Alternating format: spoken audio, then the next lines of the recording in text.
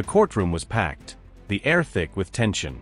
The heat of the Fresno summer clung to the walls, but inside, no one dared to move, no one dared to breathe too loudly.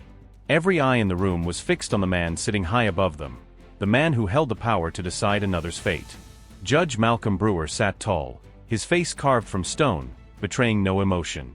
He had been on the bench for 35 years, long enough to see thousands of cases, long enough to know that justice was rarely clean. He was known for being firm, decisive, a man who never wavered. Mercy was not his reputation, efficiency was. And today would be no different. At the defense table, Ryan Hale stood motionless, his hands gripping the edge of the wooden surface as if it was the only thing keeping him grounded. His eyes were steady, though his fingers trembled slightly. He was just 24, but the weight of the moment made him look older, as if the life had been drained out of him in the weeks leading up to this day. He had pleaded his innocence from the moment of his arrest. He had repeated the same words to anyone who would listen: "I didn't do it." But no one had listened. The jury had reached their verdict, and now, it was time for the final blow. The silence was suffocating as Judge Brewer cleared his throat, his deep voice reverberating through the room. "Mr. Hale," he began, his tone even, unreadable. "You stand before this court convicted by a jury of your peers. The crimes committed have caused irreparable harm to this community. Your actions were reckless, calculated, and show no sign of remorse." A quiet sob broke the stillness. Ryan's mother, seated in the back row, clutched a tissue to her mouth, her shoulders shaking. She had begged for leniency, for someone to see her son as more than just a case file. But the courtroom did not see mothers. It did not see sons. It only saw facts. And the facts, as presented, were damning. Judge Brewer's voice did not waver. "I hereby sentence you to 60 years in state prison." The gavel struck the oak block with a sharp, resounding crack. The decision was final. For a moment, Ryan did not move. He simply closed his eyes, pressing his lips together as if willing himself not to speak. But there was nothing left to say. The verdict had spoken louder than he ever could. The room erupted into a frenzy, gasps, whispers, the hurried scribbling of reporters capturing the moment in ink. But for Ryan, the world had gone silent. As the bailiff stepped forward, his wrists were cuffed in front of him, cold steel biting against his skin. He turned, scanning the room, until his eyes found his mother. She was standing now, her face pale, her expression pleading as if she could will him free with nothing more than a mother's love. He gave her a small nod, a silent promise: "Stay strong." And then he was led away, his shackled footsteps echoing down the long corridor. Back in his chambers, Judge Brewer exhaled deeply and shut the door behind him, shutting out the noise, shutting out the weight of the room. He poured himself a cup of coffee, the black liquid swirling in his cup as he stared into it, lost in thought. It had been a long day, but justice had been served. At least, that was what he told himself. He had done his job. He had followed the law. And yet, as he sat at his desk, something unsettled him, a flicker of doubt, small and unwelcome. He dismissed it, chalking it up to exhaustion. But what Judge Brewer didn't know was that the truth he had just buried would soon claw its way back to the surface. And it would change everything. The crime had shaken the city of Fresno to its core. Carter's Jewelers, one of the most well-known stores downtown, had been hit in broad daylight. The masked gunman had stormed in on a Thursday afternoon, his weapon drawn, sending terrified customers and employees diving for cover. Surveillance footage later showed the suspect moving quickly and methodically, sweeping expensive watches and diamond rings into a black duffel bag. Then, just as he was making his escape, shots were fired. By the time the chaos settled, one of the store clerks, Samuel Gaines, was lying in a pool of his own blood, fighting for his life. The thief had disappeared without a trace, vanishing into the crowded streets before the police could respond. It was the kind of crime that made headlines for weeks, the kind that had people locking their doors and looking over their shoulders. Authorities were under pressure to make an arrest, and soon, they got exactly what they needed. 2 weeks after the robbery, an anonymous tip came in. The caller claimed to have seen a man fleeing the crime scene, and according to them, that man was Ryan Hale. The police moved swiftly. Ryan was arrested at his job, a small auto shop where he worked as a mechanic. He had grease on his hands, a look of confusion on his face, and no idea why officers were suddenly surrounding him. At the station, they laid out the evidence. A grainy surveillance video showed a man of similar build running from the store. Eyewitnesses swore they recognized Ryan's voice from the scene. But the most damning piece of all was the fingerprints found on the weapon left behind. A weapon authorities said matched the one used in the robbery. Ryan shook his head, disbelief written all over his face. "I didn't do this," he said over and over. "I wasn't anywhere near that store." But the officers weren't listening. They already had their suspect. When Ryan asked for a lawyer, he was assigned a public defender, an overworked man who barely had time to review his case before the trial began. It didn't matter that Ryan had an alibi, that he had been at work the entire day. His boss, when called to testify, could only confirm that Ryan had been there for part of his shift but couldn't say for certain where he was at the time of the robbery. That single gap in his alibi was all the prosecution needed. The trial was swift. The district attorney painted a picture of a young man who had carefully planned the robbery, someone who thought he was smart enough to outmaneuver the system but had left behind enough evidence to seal his fate. "The fingerprints don't lie," the DA said to the jury. "The security footage doesn't lie. The witnesses don't lie." Ryan's lawyer tried to push back, but his arguments were weak. There were too many holes, too much doubt, but the defense didn't have the resources to fight it. "Members of the jury," the lawyer pleaded in his closing statement, "there are too many unanswered questions in this case. You cannot, in good conscience, convict a man when doubt still remains." But his words carried no weight. Less than 3 hours later, the jury returned with a verdict: guilty. Ryan didn't flinch when he heard it. He sat there, jaw tight, hands clenched, as if he had expected this all along. Judge Brewer watched him carefully. He had seen hardened criminals before, men who had spent their lives perfecting the art of deception. To him, Ryan was no different. He saw no remorse in the young man's eyes, no regret for what had happened. And so, when it came time to deliver the sentence, Brewer did not hesitate. "You have caused irreparable harm to this community," he told Ryan. "You have shown no remorse for your actions. This court finds no reason to offer leniency." He paused for only a brief moment before delivering the final blow. "I hereby sentence you to 60 years in state prison." The gavel struck wood, the sharp crack cutting through the heavy silence of the courtroom. Ryan sat still, his expression unreadable. But in the back of the room, his mother let out a choked sob. The sentence was final. As the bailiffs approached, Ryan turned one last time, his gaze locking onto his mother's. There were no words exchanged between them, only a look, one filled with 1,000 unspoken things. Then he was led away. Judge Brewer watched as the doors closed behind him, sealing his fate. Another case closed. Another name added to the long list of criminals who had passed through his courtroom. He returned to his chambers and poured himself a cup of coffee, staring into the dark liquid as if it held some kind of answer. It had been a long day. But justice had been served. Or at least, that was what he told himself. And yet, somewhere deep in his mind, a thought lingered, small, quiet, barely more than a whisper.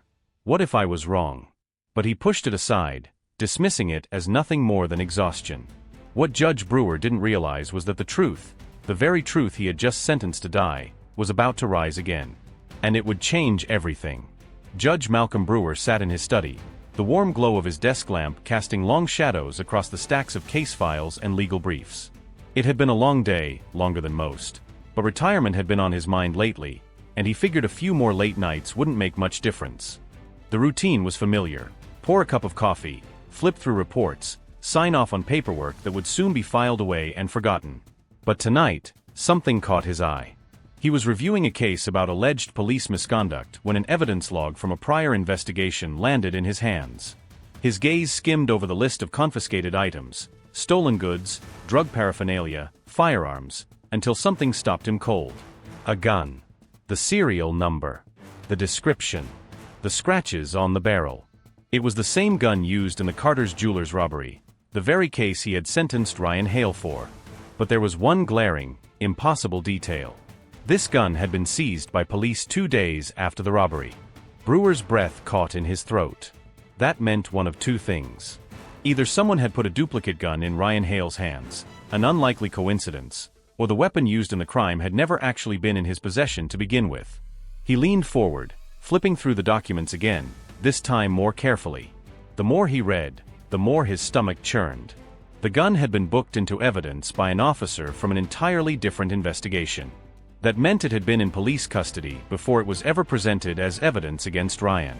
But that didn't make sense. He pressed his fingers against his temple, forcing himself to think through the implications. If this gun had been secured by authorities after the crime, then the prosecution's most damning piece of evidence, the fingerprints found on the weapon, had to be fabricated. Ryan had told the truth. Brewer swallowed hard. He had sentenced an innocent man. His fingers tightened around the edges of the report as a slow, creeping horror spread through his chest.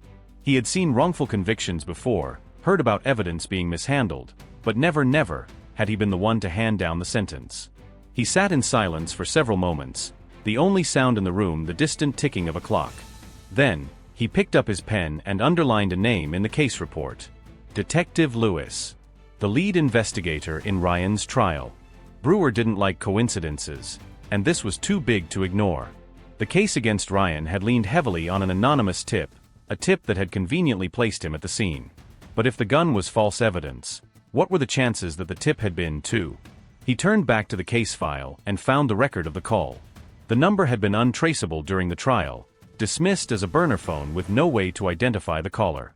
But now, with more resources at his disposal, Brewer requested a full record search. It took less than an hour. The call hadn't come from a random citizen. It had come from a phone registered under Detective Lewis's name. Brewer pushed back from his desk, his pulse hammering in his ears. Lewis had fabricated evidence. He had orchestrated the arrest. He had built an entire case around a lie. And Brewer had handed down a 60-year sentence based on it. The weight of that realization settled over him like a crushing force. For the first time in his career, he felt something close to fear, not for himself, but for the truth. If he pursued this, if he questioned the system he had spent decades upholding, it wouldn't just be Ryan Hale's case that unraveled. It would be everything. His career. His reputation. Maybe even his safety. But then he thought of Ryan, sitting in a prison cell for a crime he didn't commit, paying the price for Brewer's own blind faith in the system. No. This wasn't about his career. This wasn't about his reputation. This was about justice. And for the first time in 35 years, Judge Malcolm Brewer realized that justice had not been served. It had been buried. And now, he was going to dig it back up. Judge Malcolm Brewer knew he couldn't do this alone. The walls of his office seemed to close in around him as he stared at the damning evidence in front of him. The falsified reports, the phone records linking Detective Lewis to the anonymous tip, the inconsistencies in the case against Ryan Hale. The truth was right there, waiting to be uncovered. But uncovering it meant going up against a system that had spent years perfecting the art of burying its mistakes. There was only one person he trusted to help him navigate this. Daniel Hayes. A retired investigator, Hayes had spent decades working internal affairs, rooting out corruption from within the department. He had made enemies, been forced into early retirement, but his reputation remained intact. He was one of the few men in law enforcement who couldn't be bought. Brewer called him that same night. "You wouldn't have called me if this wasn't serious," Hayes said, his voice gravelly from years of whiskey and late nights. "It's bad," Brewer admitted. "Real bad." They met at a diner off Highway 99, a place where no one would think to look for them. Hayes, dressed in a worn leather jacket, leaned back in his chair as Brewer laid out everything. The gun, the phone records, the mounting evidence that Ryan Hale had been framed. Hayes listened in silence, his expression unreadable. When Brewer finally finished, the older man exhaled slowly, rubbing a hand over his stubbled chin. "This isn't just negligence," he said, pushing his coffee mug aside. "This was orchestrated." Brewer nodded grimly. And Lewis was at the center of it. Hayes leaned forward. If Lewis planted evidence and manipulated witnesses, then that means someone higher up signed off on it. He wouldn't risk something like this unless he knew he was protected. The thought sent a chill through Brewer. If Lewis had done this once, how many other cases had he tainted? How many innocent men were sitting in prison because of his lies? They spent the next few days combing through case files, searching for patterns. What they found made Brewer's stomach turn. Reports that had been altered. Witness testimonies that had been changed. Evidence that had conveniently gone missing when cases got too complicated. And then the breakthrough. The original witness statement from the Carter's Jewelers robbery. A store employee had initially identified a different suspect, someone taller, bulkier, a man with a distinct tattoo on his left wrist. But that statement had never made it to court. Instead, a revised version had been submitted, this time identifying Ryan Hale. Brewer and Hayes tracked down the clerk, a man named Jesse Whitman, who now worked at a gas station on the outskirts of town. When they found him, he looked nervous, constantly glancing over his shoulder. "I already told the cops everything," Jesse muttered, stacking boxes behind the counter. "You told them one thing," Hayes corrected, "and then you told them something else. We want to know why." Jesse hesitated. Brewer took a step forward. "You were the first person to see the shooter up close. You identified someone else. But when the trial came, your statement had changed. We need the truth." Jesse wiped his hands on his jeans, his shoulders tense. "I didn't want to," he admitted, voice barely above a whisper. "But Detective Lewis," he came to me, "said I must have been mistaken. That if I didn't say it was Ryan Hale, they'd find a way to charge me with obstruction." His hands trembled. I got scared. Brewer exchanged a look with Hayes. It was worse than they thought. Not only had Lewis fabricated evidence, but he had coerced a witness into changing his testimony. It still wasn't enough. They needed something indisputable. Something that would force the system to take action. And that was when Hayes found the video. Buried deep in the records was a piece of security footage that had never been submitted during Ryan's trial. It came from a parking lot security camera near Carter's Jewelers, captured just minutes after the robbery. The grainy footage showed a man walking swiftly toward an unmarked sedan, a black duffel bag clutched in his hand. It wasn't Ryan Hale. It was Detective Lewis. Brewer's blood ran cold as he watched the clip on Hayes' laptop. There was no mistaking it.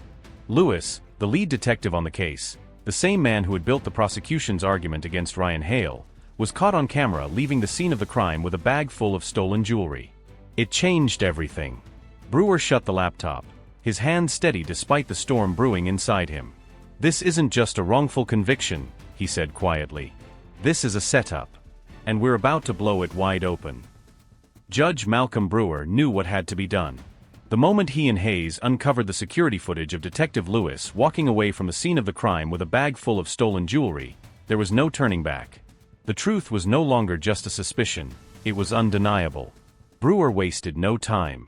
He filed a formal motion to reopen Ryan Hale's case, citing new and irrefutable evidence of corruption and misconduct.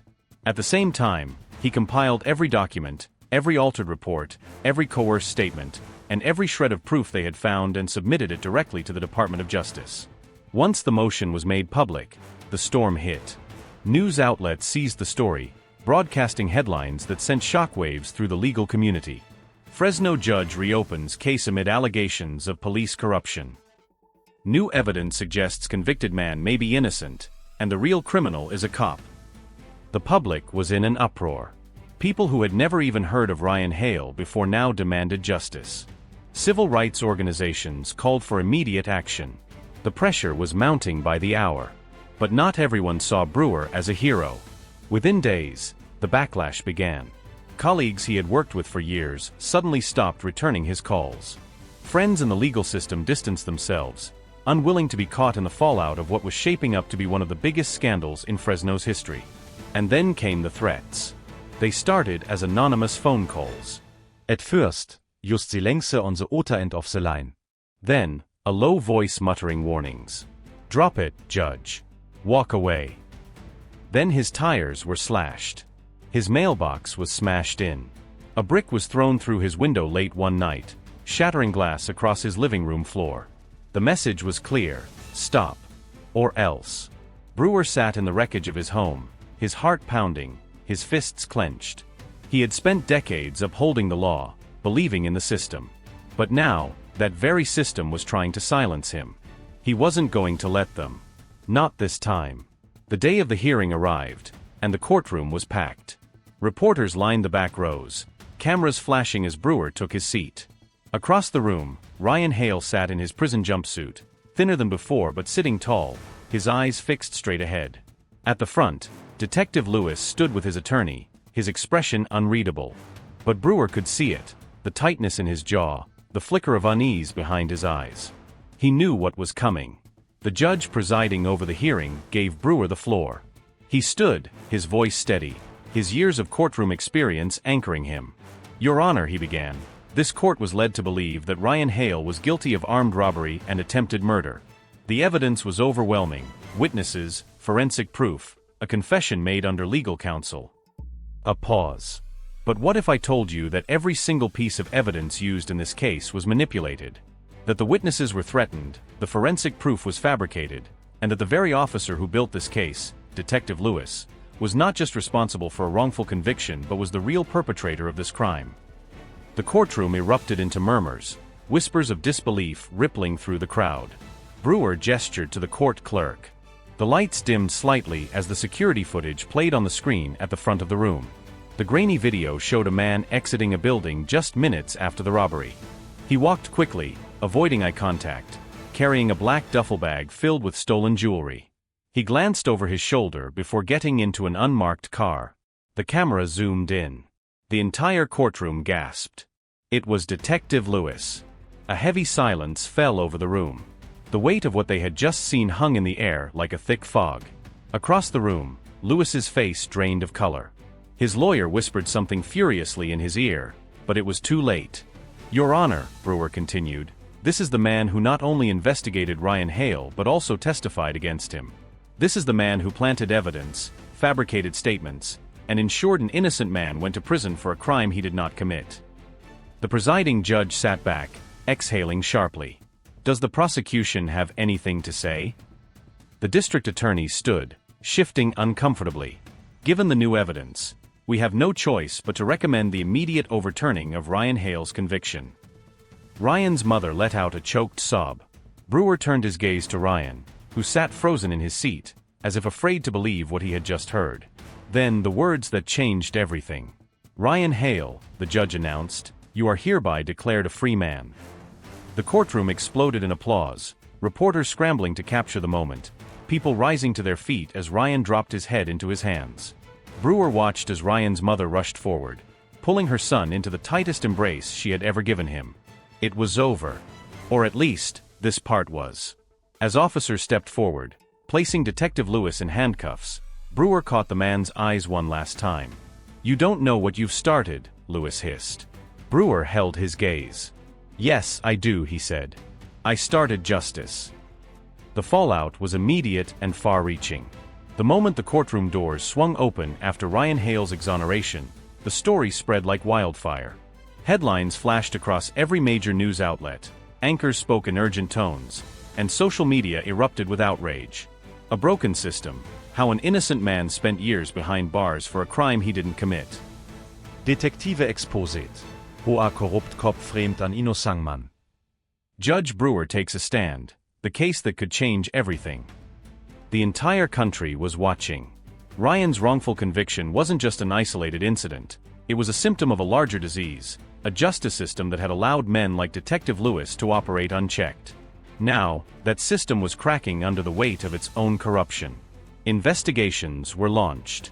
Cases Lewis had worked on were pulled from dusty files and examined under a new, unforgiving light. Some convictions were overturned, others were thrown into question. The Fresno Police Department found itself at the center of a firestorm, forced to answer for its failures.